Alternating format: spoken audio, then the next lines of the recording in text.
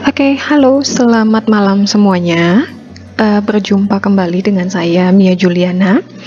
Saya juga mengampu mata kuliah psikologi industri, gitu ya. Jadi mata kuliah psikologi industri ini bukan seperti mata kuliah bagaimana menjadi seorang psikologi, enggak.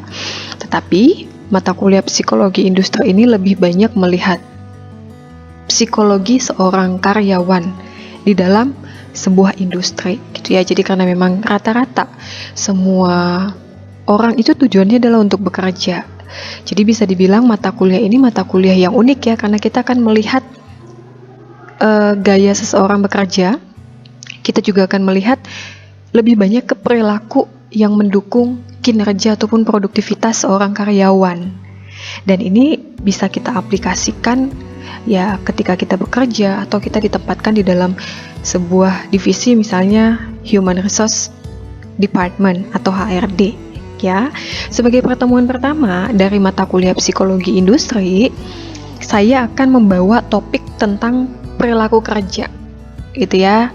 Jadi untuk RPS-nya itu bisa di-download di link yang sudah saya sediakan.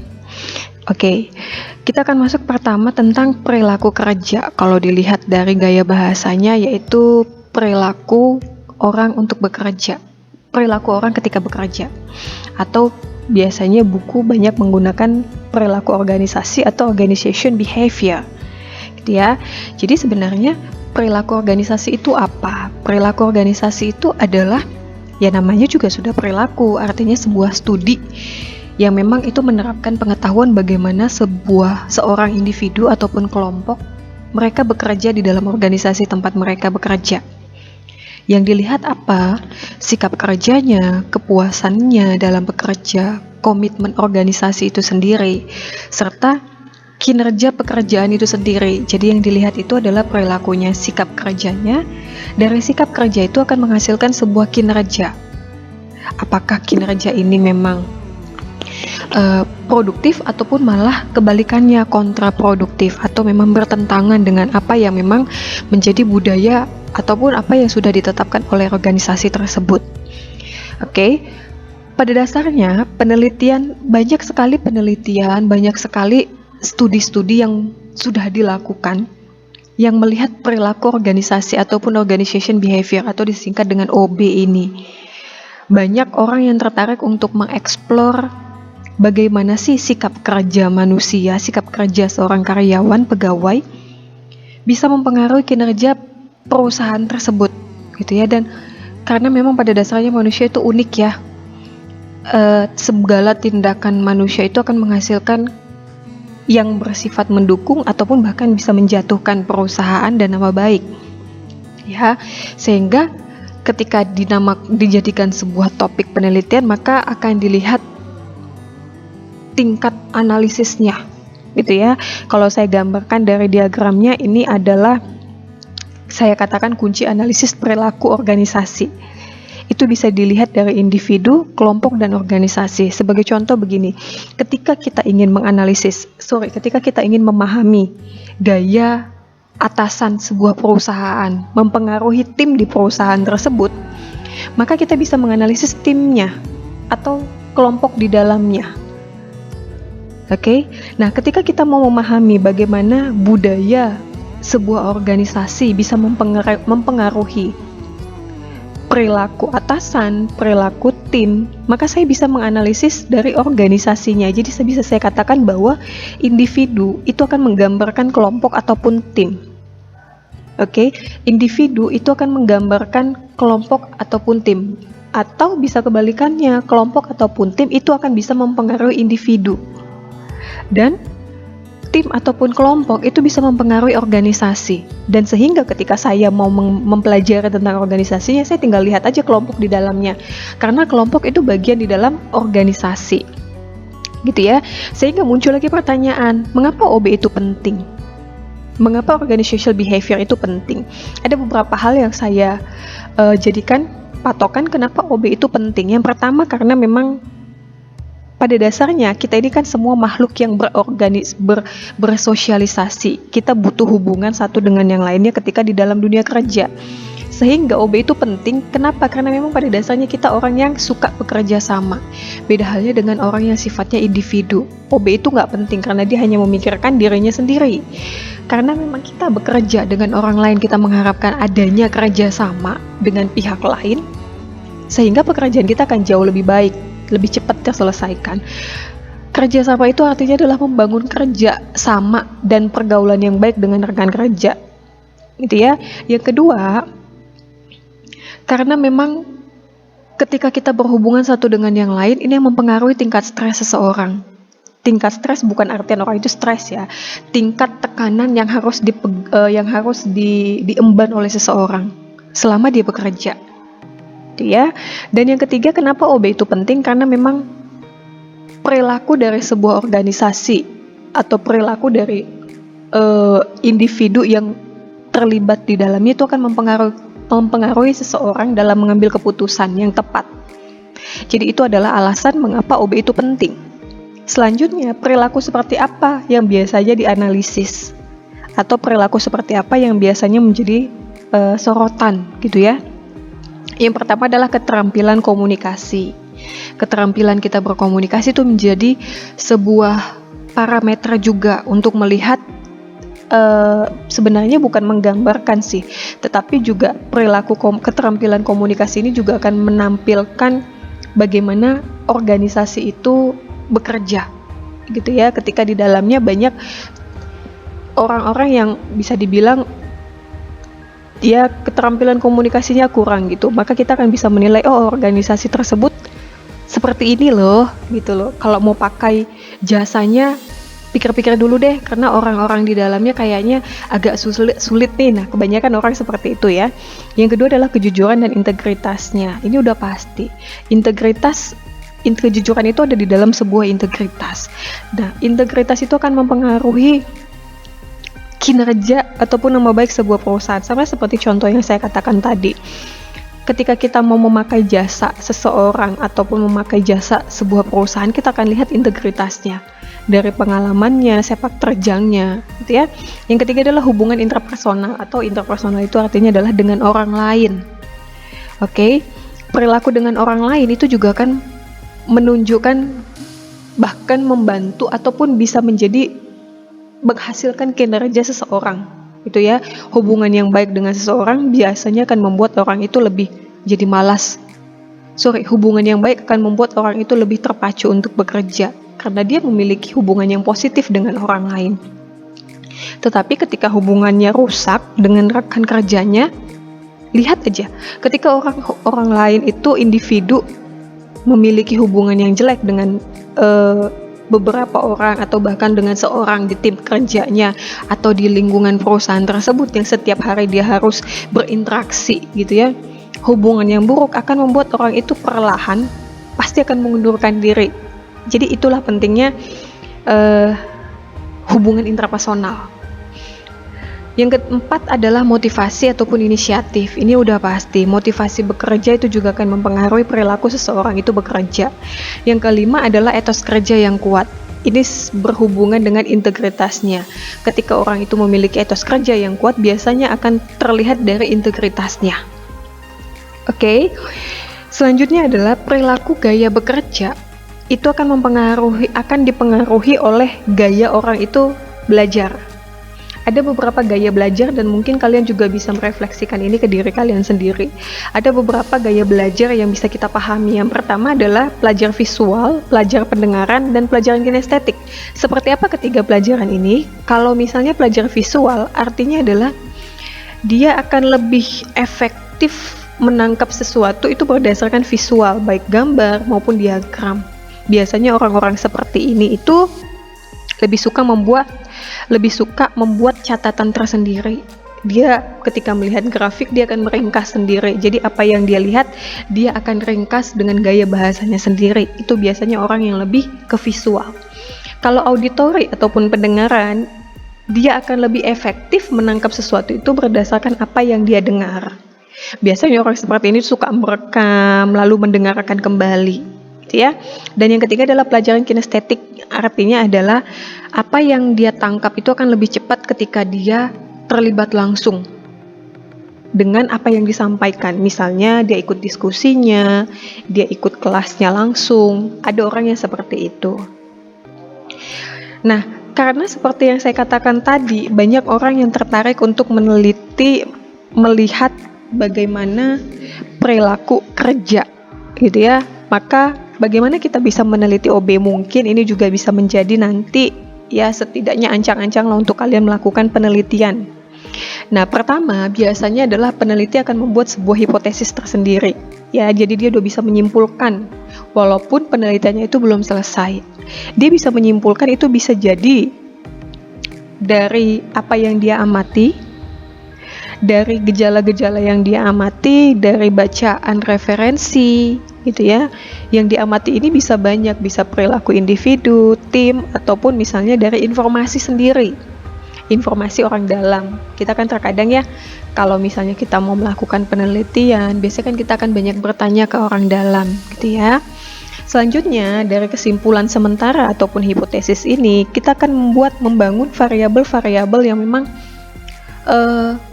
memiliki korelasi, gitu ya, dengan apa yang kita teliti. Selanjutnya, dari variabel tersebut kita lihat nih hubungannya.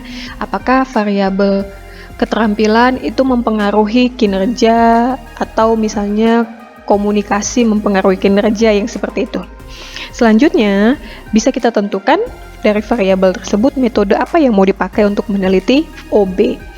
Metode penelitian pada dasarnya ada beberapa, cuman saya ambil 6 kalau nggak salah ya. Saya simpulkan ada 6. Yap, ada 6. Untuk memahami perilaku kerja, penelitian yang berhubungan dengan perilaku kerja, metode yang bisa digunakan paling banyak pertama adalah survei. Oke, survei atau alat penelitian yang digunakan untuk mendapatkan reaksi responden terhadap pertanyaan. Jadi survei ini sifatnya lebih ke tertutup gitu ya.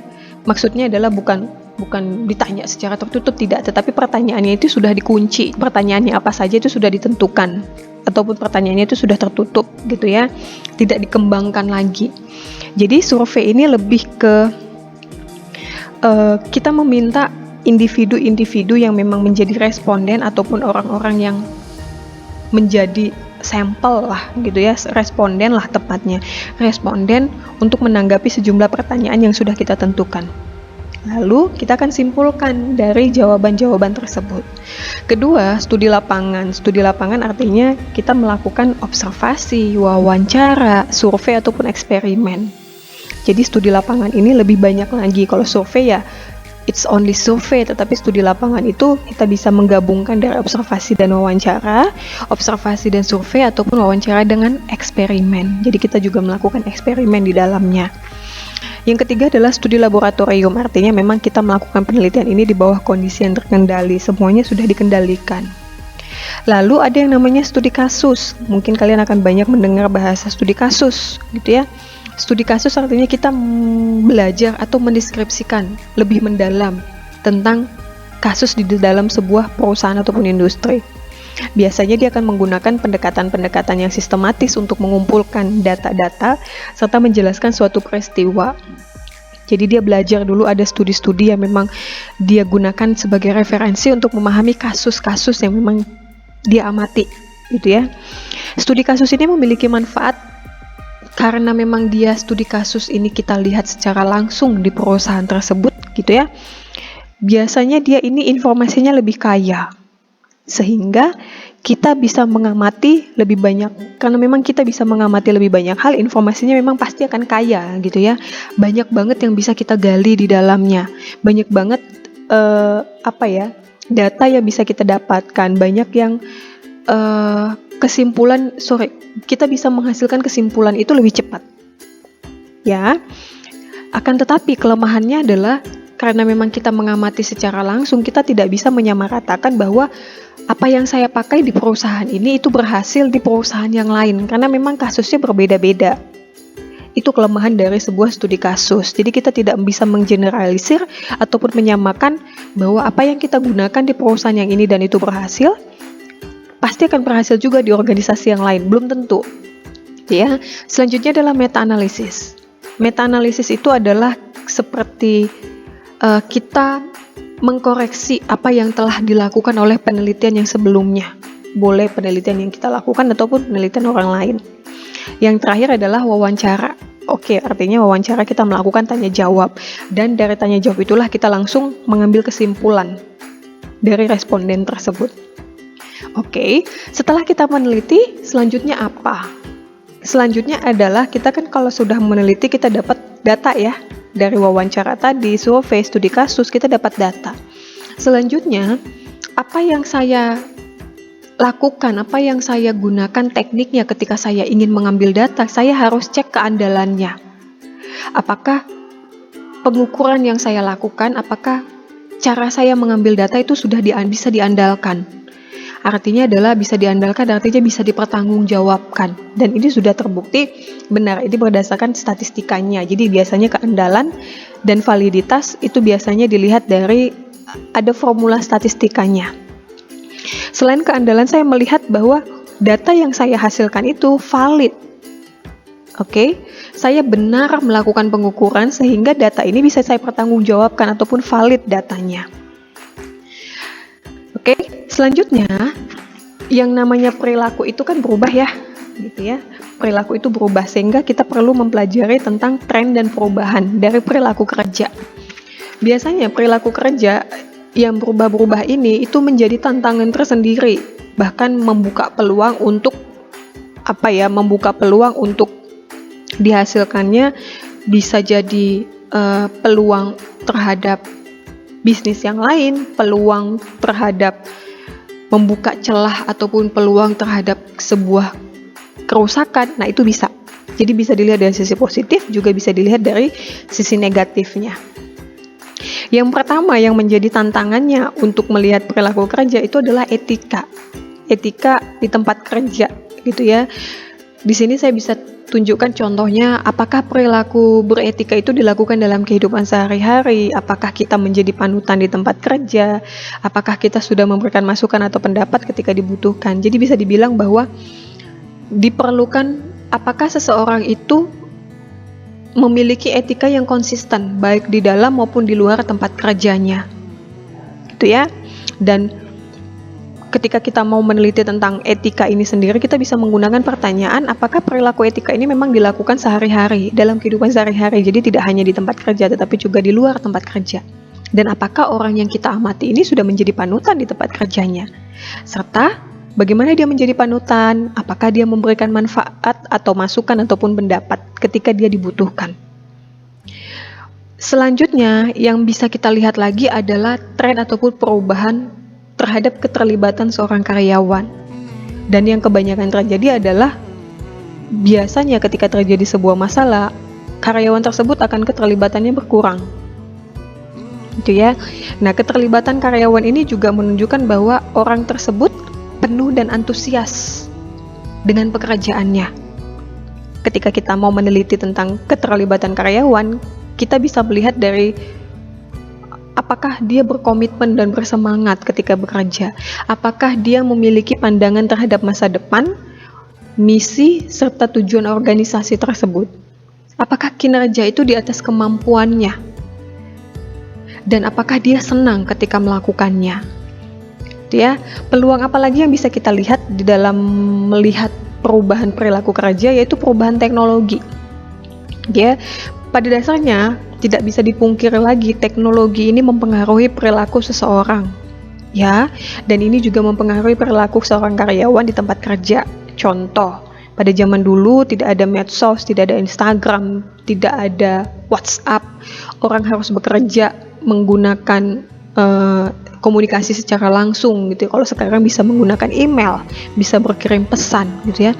Dan perubahan teknologi ini bisa menghasilkan sisi yang negatif. Ketika orang lagi kosong pekerjaannya, lagi rehat, sibuk dengan medsos, yang ada malah tertarik di dalamnya dan menghabiskan banyak waktu dengan medsosnya, gitu ya.